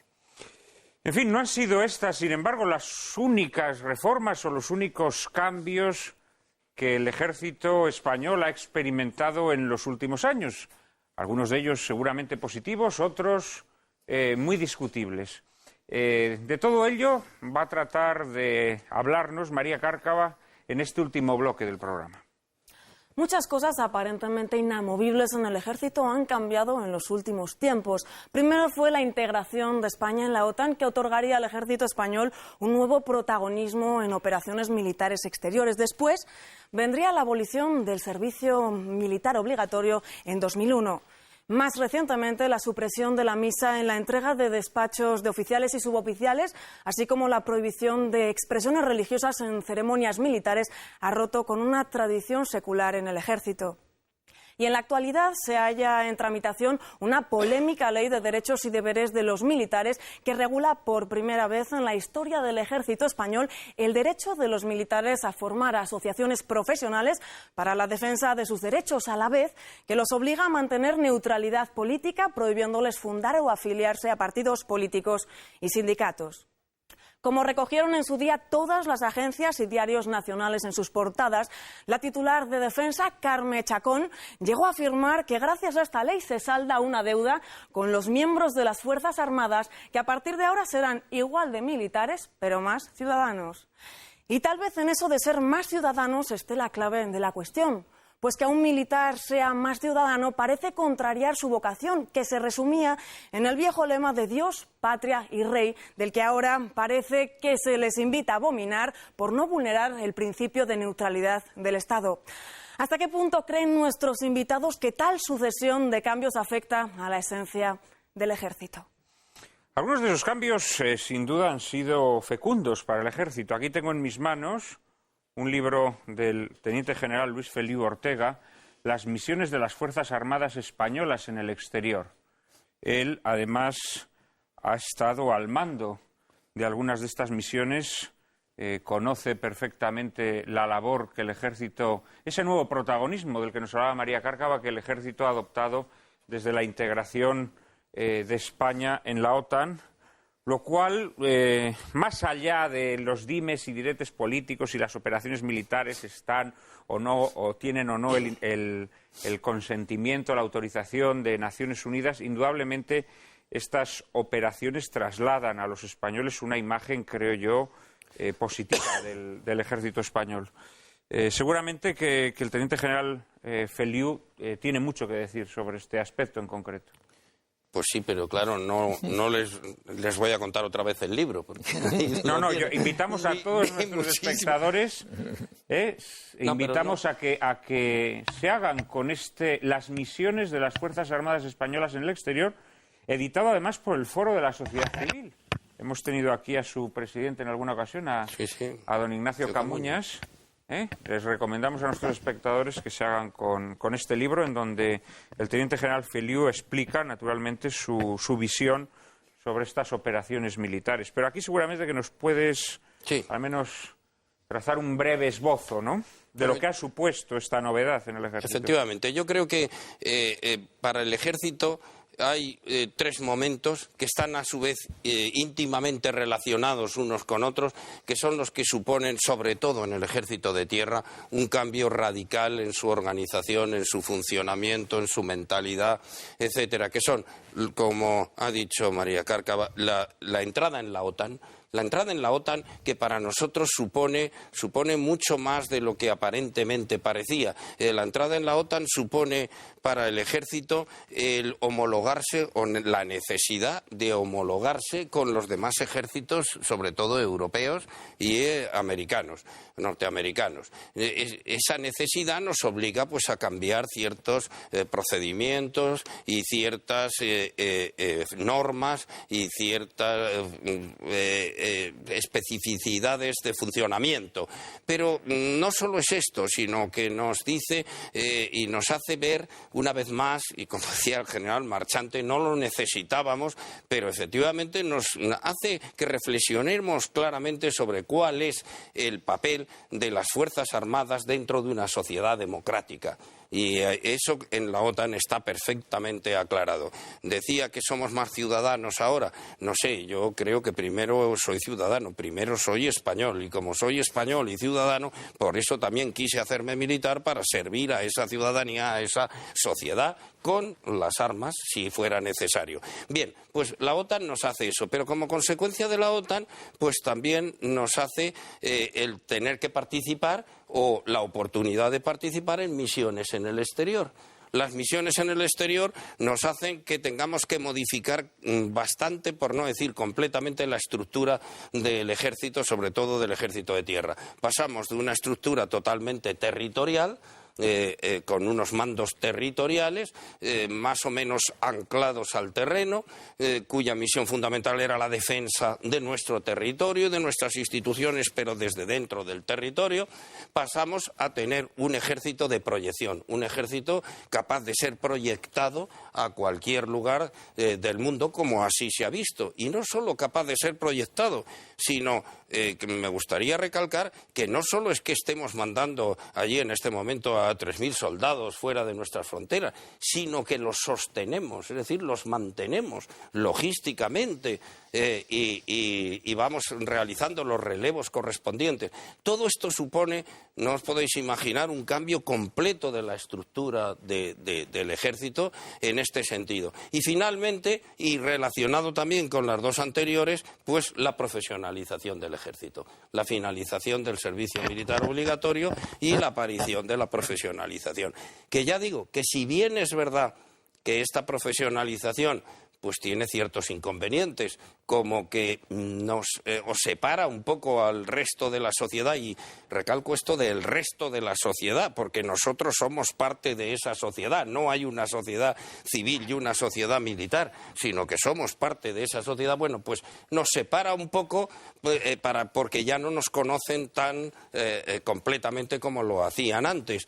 Pero, sin embargo, tiene la gran ventaja, y eso sí que es una ventaja, de que es un ejército más reducido, con un periodo de instrucción mucho más largo, cosa completamente necesaria para poder manejar los nuevos medios tecnológicos. Y por otra parte, también, pues esto nos permite que no existan problemas de objeciones de conciencia, ni de tampoco quizá alguno que piense que no está muy clara dentro de nuestra Constitución el hecho de poder mandar obligatoriamente a una persona a una misión en el exterior. Total, creo que estas tres cosas han sido una gran revolución en nuestro ejército. Creo que el ejército de hoy, pues por lo menos el ejército de tierra, se parece muy poco, por no decir casi nada, al ejército de hace 20 años. Sin embargo, aquí me atrevería a discrepar un poco, solamente ligeramente, en esta última parte con el teniente general. Yo creo que también la supresión del servicio militar ha hecho que esas virtudes de las que hablaba Calderón de la Barca, que de alguna manera, o sea, que tienen un origen militar, o al menos tienen un campo de cultivo militar, pero que eran, digámoslo así, expandidas o extendidas a toda la población a través del servicio militar. Yo creo que ahí se ha perdido algo, ¿no? Yo creo que ahí se ha perdido algo. Por otra parte, el servicio militar también era una escuela de igualación entre los españoles, que todos pasábamos por una experiencia semejante que de alguna manera nos enseñaba a aprender y apreciar las virtudes y los defectos de los demás españoles, ¿no? No sé, Ramón, si participas de, yo creo que de esta visión positiva. Desde el punto de vista, en fin, de cultural, y es evidente que el servicio militar pues fue un instrumento de progreso para el pueblo español. Aquella población campesina que no se movía de su pueblo, atada a la tierra, la milicia pues fue la manera de conocer España, de tratarse con los de otras regiones. Fue la manera, la gran escuela donde se enseñaba a leer y a escribir a todos los que no habían podido hacerlo a través de aquellos maravillosos personajes que eran los maestros nacionales. O sea, el servicio militar obligatorio había que rendirle un gran tributo por lo que supuso de esfuerzo y de avance cultural y de conocimiento entre los españoles y de patriotismo, que generó patriotismo. Todo eso, desde luego, es una pérdida, eso es indudable. Pero eso ha pasado en todos los países occidentales, es así. Es decir, que ha pasado en Francia, ha pasado en Estados Unidos, ha pasado, en fin, y se ha convertido esto en otra vez un ejército de mercenarios, como fueron los ejércitos de los siglos anteriores al siglo XIX. Yo creo que de todas maneras se podía haber aprovechado el servicio militar en la configuración actual para que esto fuera una especie de preparación, exigencia previa para entrar al servicio de las policías y de las guardias civiles en su conjunto. Es decir, que debía de ser haber aprovechado y además para dar una salida a los soldados y marineros de servicio que no pueden estar ahí toda la vida, evidentemente, que eso es limitado. Entonces, haber hecho como requisito indispensable para entrar en las policías locales, en las policías regionales, en la Guardia Civil y en la Policía Nacional, el previo cumplimiento de ese servicio militar voluntario. Esto es algo que se ha desaprovechado, porque mejores aspirantes a ser guardias civiles o policías que los que han hecho 5, 6, 7, 8 años de servicio militar, pues no podía haber. Pero, en fin, eso se ha desaprovechado por circunstancias que no es del caso analizar, ¿no? Pero bueno, hoy vamos a hablar de todos estos temas nuevos, como la ley de derechos. Sí, antes me gustaría que alguno de vosotros me diera una opinión sobre esta supresión, digamos, de todo tipo de referencias religiosas o de ceremonias religiosas inscritas dentro de las actividades de las ceremonias militares, ¿no? El general Marchante me pide la palabra. Bueno, vamos a ver. No tengo que decir que soy católico practicante, ¿verdad? Pero lo soy. Y no presumo de ello, pero lo soy. Y evidentemente pedir a alguien que sacrifique su vida por una noción más o menos política, más o menos sociológica, como la nación, ¿no? La nación, el ejército al servicio de la nación, del Estado-nación, pues se hace muy duro. Se hace muy duro. Es decir, si no hay una motivación superior de orden religiosa, yo no daría mi vida si no fuese por una motivación religiosa, por supuesto. El amor a la patria sí entra dentro de... Ahí no me esqueré el libro de los Macabeos, que dice dulce decorum est pro patria mori, dulce decorum est pro patria mori, que tiene una motivación religiosa. Si no es por eso, veo muy difícil que una persona en su sano juicio decida morir por la patria. Entre otras cosas porque la idea de patria y de Estado y de nación va evolucionando. Ahora estamos presenciando cómo la idea de nación pues está sufriendo una posmodernidad que supone una duda, una vacilación, una poca claridad en la idea. Quizá en el siglo XIX o en el siglo XX era distinto. Ahora la idea de nación está siendo discutida y discutible. Y entonces decir, bueno, usted tiene que dar la vida por la nación española o por la inglesa o por hablamos de España, pues si no tienes una motivación de que, como dice la canción que tanto se repite en el ejército, la muerte no es el final, pues ¿qué motivación tenemos? ¿Qué motivación tenemos? Eso por una parte. Y por otra parte, una de las características de la institución militar es el amor a la tradición. Esta nación, por lo menos hasta hace unos años, se considera, históricamente es una nación, no llego a decir lo que decía Menéndez Pelayo, pero en fin, que la única lazo de unión entre los españoles fue la Iglesia Católica. Habrá discusiones sobre el tema, si tenía razón Menéndez Pelayo o no tenía razón Ginés de los Ríos.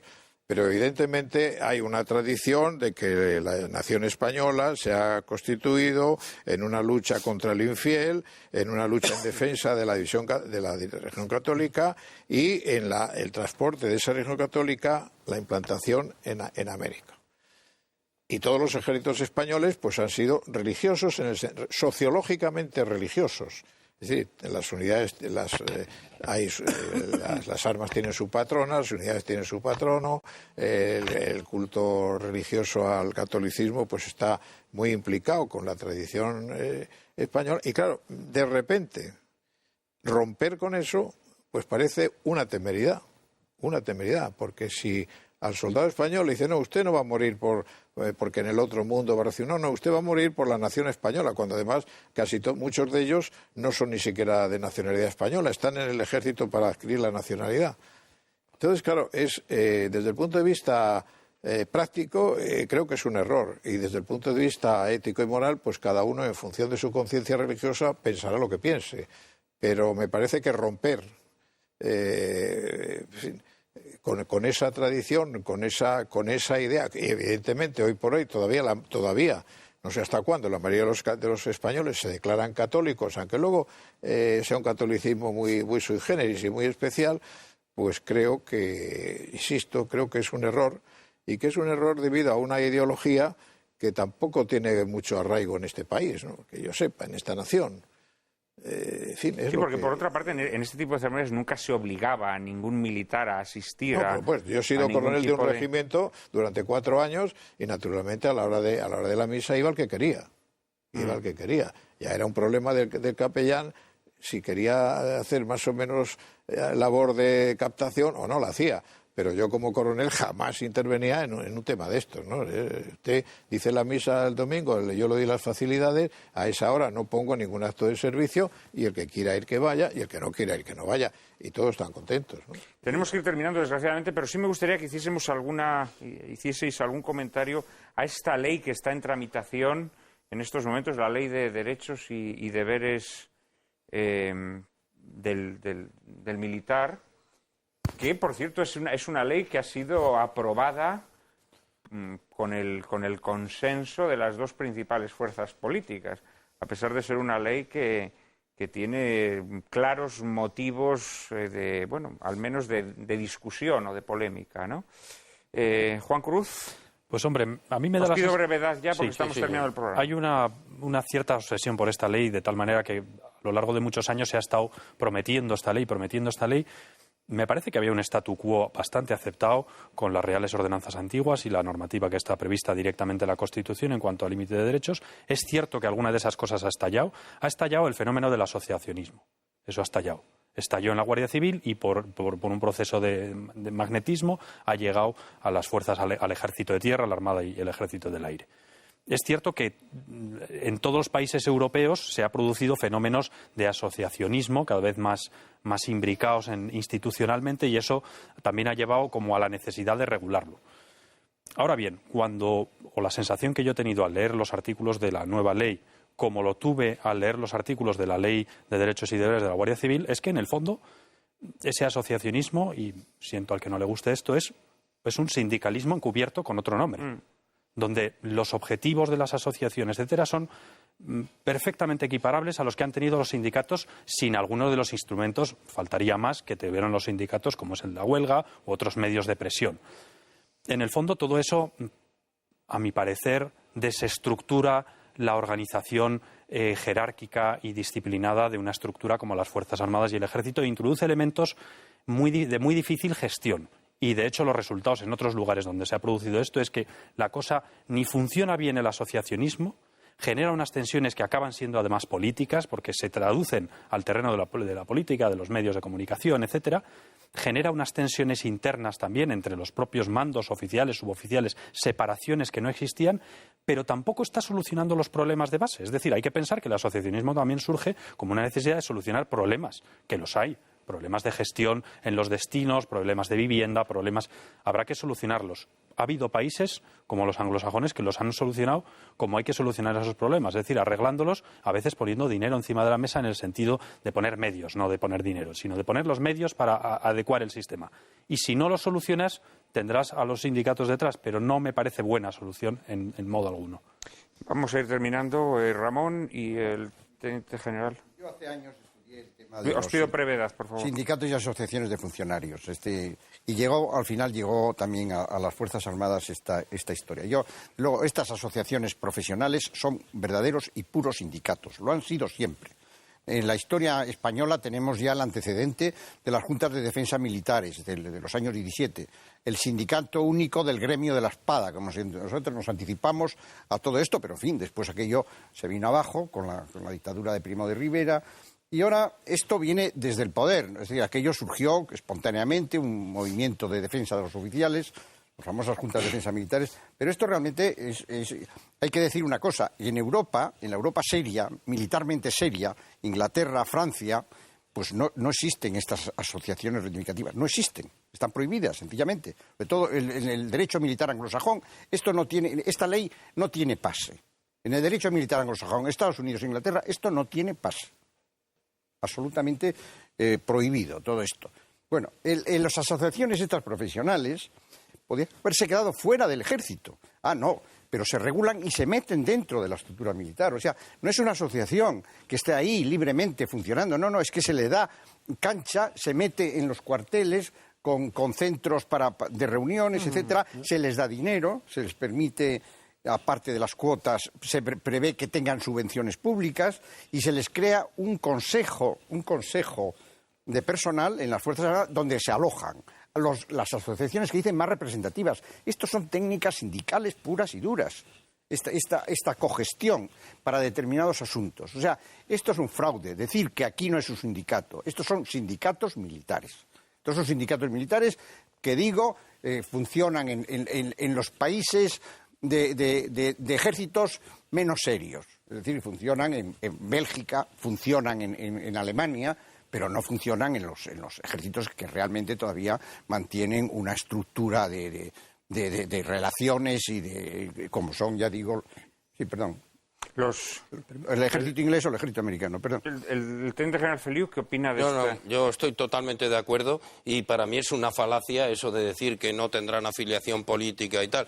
Porque es verdad. Totalmente de acuerdo. Acabaremos como los jueces. O sea, está en desacuerdo con el asociacionismo militar. Estoy de acuerdo con mis compañeros que han expuesto Bueno, acabaremos sus como los ideas jueces. antes. Asociaciones del PP jueces, y asociaciones del PSOE. Militares progresistas, militares progresistas, militares... lo peor es la cizaña. Pero lo peor es que estamos dividiendo al ejército. Claro, la cizaña. Y no olvidemos de que esto mezclado con la promoción que hemos hablado antes de la dedocracia, vamos a tener, dividido al ejército y tendremos generales progresistas y generales liberales y generales conservadores y no olvidemos de que esto es peligrosísimo. Dios quiera que no tengamos ese problema, pero no olvidemos que hubo una guerra civil en España de 3 años precisamente porque el ejército estaba dividido, porque si hubiera estado unificado y unido no hubiera pasado esto. General Marchante, una brevísima pincelada porque tenemos que despedirnos. Conozco el tema porque yo formo parte de una asociación por carambola. Se negó, es decir, las ordenanzas del 78 decían que el Estado velaba por los intereses de los miembros de las Fuerzas Armadas y se acabó. Entonces, con esa base se prohibió el asociacionismo. Sin embargo, hubo una asociación a la cual yo no pertenecí y sigo sin pertenecer, que elevó unos recursos y al final el Tribunal Supremo dio diciendo que claro, que se negaba a los militares un derecho reconocido por la Constitución, incluso a los jueces. Y con esa base de que a los jueces se les autorizaba, el Tribunal Supremo autorizó la asociación diciendo que no era sindicato porque le quitaba el derecho a toda reivindicación y a huelgas y demás, ¿no? Entonces, ahora actualmente es legal asociarse. Yo creo que es un disparate, Y es un disparate y que no, tal derecho no existe siempre y cuando, como se haga de verdad, el Estado vele por los intereses de los militares individuales. Y eso sucedió por el tema de las viviendas militares, porque se quiso hacer un disparate de arrebatar de poner la vivienda militar fuera del régimen general de arrendamientos urbanos, y de ahí surgió la asociación para defender el derecho al arrendamiento de sus pisos, y de ahí surgió todo lo demás, incluido la sentencia del Supremo. La situación está muy complicada. Desgraciadamente tenemos que dejarlo aquí. Estoy seguro que en programas sucesivos de Lágrimas en la lluvia seguiremos abordando los problemas del ejército. La conclusión de este programa, pues que en el seno del ejército español se están metiendo muchos caballos de Troya. Asociacionismo, formación, promoción. Da la impresión de que de alguna manera se quiere infiltrar el ejército de cizaña. Y allá donde se siembra cizaña, siempre, de un modo u otro, se recogen disputas, división, y esperemos, ojalá no, que cosas más graves, como nos recordaba de pasada el teniente general Feliu. Muchísimas gracias a los cuatro por vuestras aportaciones.